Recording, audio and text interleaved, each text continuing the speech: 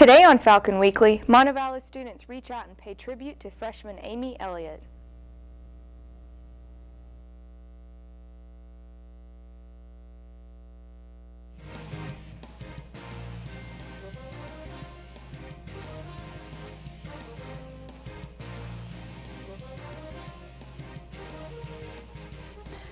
Welcome to Falcon Weekly. I'm Dorothy Sherman. And I'm Quentin Collins.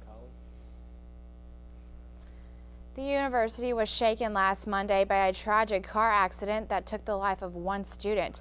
Diane Harris Stevens has been charged with reckless murder and leaving the scene of an accident. Falcon Weekly's Lauren Nickel has more from the memorial service being held at the SAC. It's a sad day for the University of Montevallo. I'm Lauren Nickel. As you can see behind me, people have already begun setting up for the memorial service being held for Amy Elliott, a student who was killed in a tragic car accident last week just outside of Montevallo. She and 4 other students were driving in the northbound lane of Highway 119 shortly before 7 p.m. when they were reportedly struck by a drunk driver. 3 passengers, Logan Arrowwood, Stephen, and Joseph Billy, have all been released from the hospital, but Ariana Chambers is still in critical condition. The memorial is Monday at 4:30 p.m., held in the SAC. In lieu of flowers, Amy's family asks that you make donations to Amy Elliott's Memorial Camp Fund at Home Street United Methodist Church in Huntsville, Alabama. For Falcon Weekly, I'm Lauren Nickel. Around the state, 6 people died in car crashes over the holiday weekend. State troopers investigated 418 crashes, 28 of those being alcohol related. Coming up after the break, we will give you the latest on the Washington State shooting.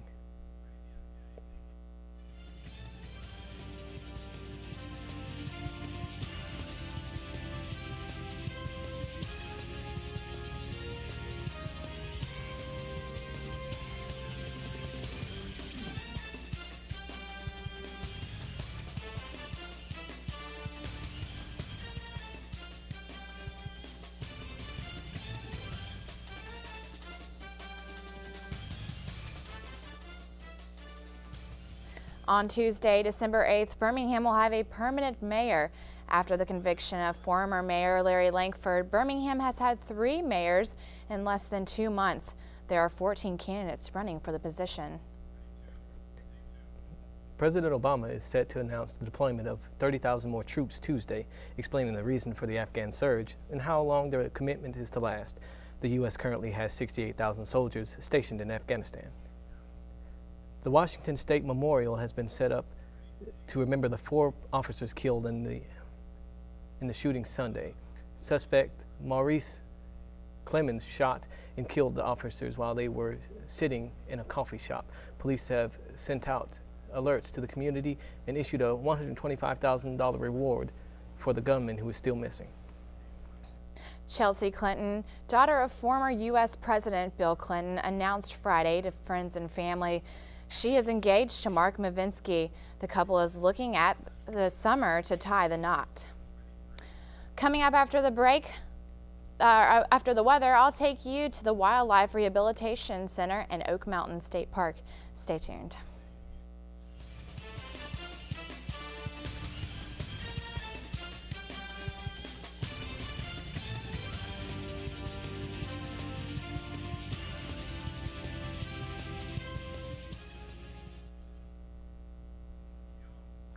Last week, Dorothy, you had a chance to visit Oak Mountain State National Park. Well, that's right. You know, I was able to see what it takes to get injured animals back on the road to recovery. Check it out. Those noises are the sounds of several injured birds that have been brought in for treatment at Alabama's Wildlife Rehabilitation Center. This is Alabama's oldest and largest facility of its kind. The staff and volunteers here care for over 2,000 injured and orphaned native wild creatures each year.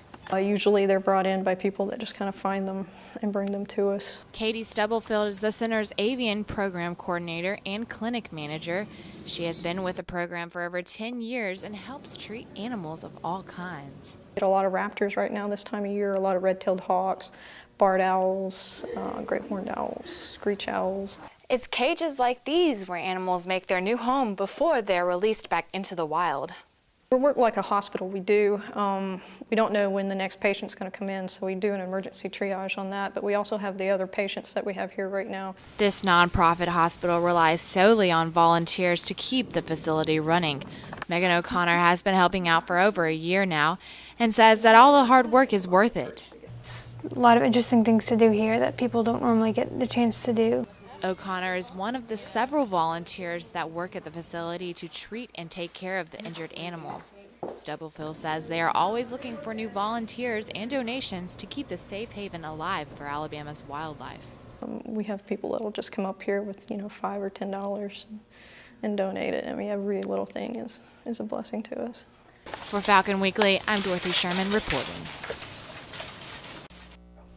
If you are interested in volunteering or donating to Alabama's Wildlife Rehabilitation Center, log on to their website at www.awrc.org. Black Friday 2009 has come and gone, and the shoppers were out, but the spending was down. The National Retail Federation survey states that although stores saw more traffic over the weekend, spending dropped from $372 per person last year to $341 per person this year. For those who didn't take advantage of this year's big shopping weekend, there's still a chance to cash in on great deals online. In an effort to increase sales, retailers have turned to the internet for Cyber Monday, allowing stores to offer sharp online discounts for Monday only. These deals rival those seen on Black Friday, and some stores like Amazon.com are luring online shoppers with postings of incoming deals using a timer to count down their shopping time. For more on these deals, check cybermonday.com. Serena Williams has a temper tantrum and Tiger Woods has a hush-hush accident on Twilly's tweets. After the break.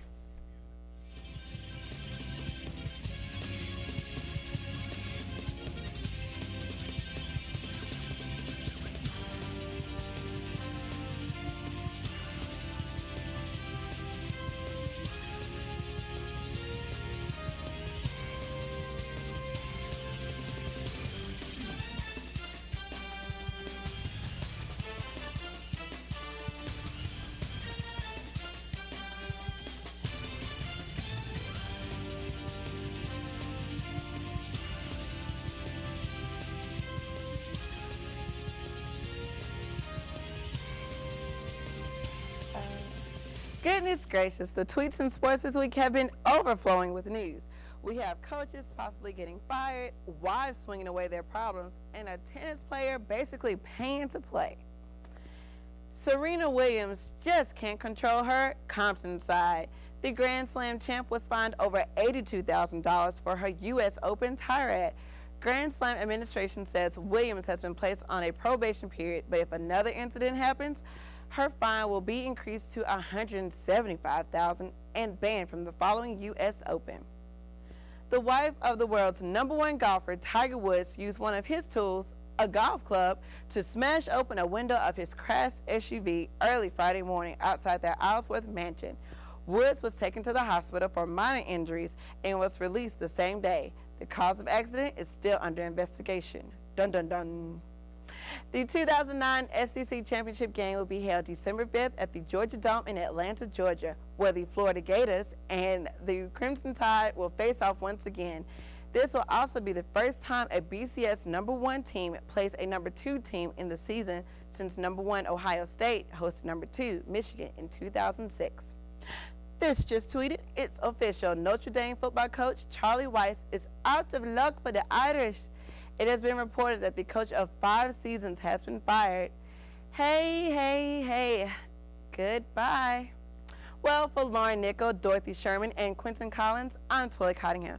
Be safe on those slippery roads, and we'll see you next week.